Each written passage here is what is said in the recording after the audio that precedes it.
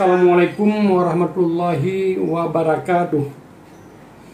Alhamdulillahilladzi arsala rasulahu bil huda wa dinil haq liyudhhirahu ala dini kulli wa kafa billahi syahida.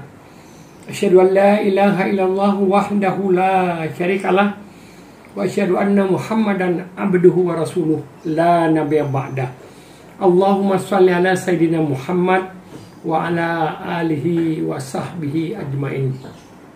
Amma ba'du fa ibadallah, usikum wa iyaya bittaqwallah faqad fazal muttaqun. Qala Allah Ta'ala fil Qur'anil Karim, a'udzubillahi minasyaitonir rajim. Bismillahirrahmanirrahim.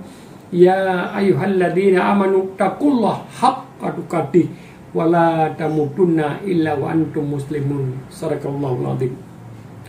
Pertama sekali, puji dan syukur mari sama-sama kita persembahkan kehadirat Allah Subhanahu wa ta'ala yang telah cukup banyak memberikan rahmat kepada kita, telah diberikan kepada kita nikmat iman, telah diberikan kepada kita nikmat Islam, telah diberikan kepada kita panjang umur, sehat walafiat, sehingga tanpa kekurangan suatu apapun pada hari ini tanggal 30 Oktober 2021 hari Sabtu kita masih sehat walafiat.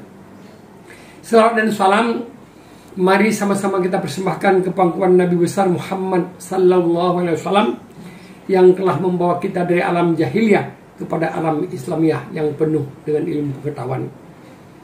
Sidang jemaah yang dihormati Allah, yang dimuliakan oleh Allah, mari pada hari ini kita melihat ahli surga.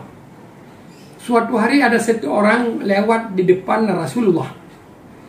Kemudian Rasulullah mengatakan kepada sahabatnya, itu penghuni surga. Para sahabat semuanya terkejut melihat penampilan dia yang sangat sederhana, bajunya sederhana, nggak pakai sepatu tapi pakai sandal dengan sederhana juga.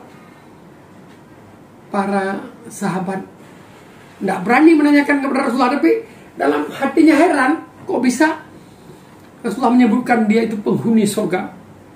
Maka ada satu orang sahabat langsung datang ke rumahnya, mengatakan, wahai saudaraku, aku malam ini selama 3 malam ingin tidur di rumahmu. Kenapa? Ditanya. Saya kebetulan ada ketidakcocokan di dalam rumah tangga, dengan istri saya ada ribut, maka saya tinggal di sini. Boleh. Padahal bukan itu tujuannya, dia hanya ingin melihat apa yang dia kerjakan sehingga dia masuk surga, ahli surga, kata Rasulullah. Kemudian dia tidurlah.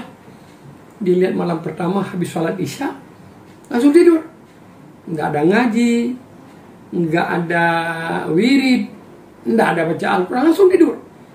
Salat tahajud pun tidak salat orang itu ternyata. Kemudian dia lihat subuh, bangun salat subuh. Habis salat subuh tidak ada ibadah yang khusus. Selama 3 hari dia perhatikan hanya yang wajib-wajib saja yang dia laksanakan, yang sunat jarang dia laksanakan. Kemudian dia kecewa betul. Dia tanya, wahai saudaraku, saya selama 3 malam sudah tinggal di rumahmu. Sebenarnya saya nggak ada ribut dengan keluarga, nggak ada ketidakcocokan dengan istri saya. Cuman saya ingin melihat apa yang Anda lakukan, ibadah apa yang istimewa dari Anda, sehingga Rasulullah mengatakan Anda adalah penghuni surga. Kemudian orang itu pun menjawab, saya memang semua perintah saya laksanakan, semua larangan Allah saya tinggalkan. Salat wajib nggak pernah tinggal saya. Salat sunat jarang saya lakukan. Puasa wajib tidak pernah tinggal. Puasa sunat juga jarang saya lakukan. Cuman hati saya bersih. Saya tidak pernah iri kepada orang. Saya tidak pernah benci kepada orang. Saya tidak pernah takabur, tidak pernah ria, dan tidak pernah ujub. Kalau orang mengatakan kepada saya, langsung saya maafkan. Hati saya bersih. Rupanya gara-gara hati bersihlah menjadi penghuni surga.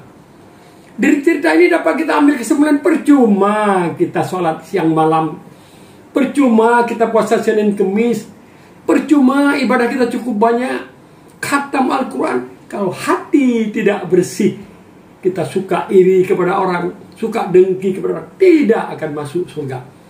Maka Rasulullah mengatakan dalam sebuah hadis, tidak masuk surga orang yang memutuskan silaturahmi. Artinya apa? Hubungan dengan manusia paling penting hati bersih. Itulah kunci masuk surga. Demikianlah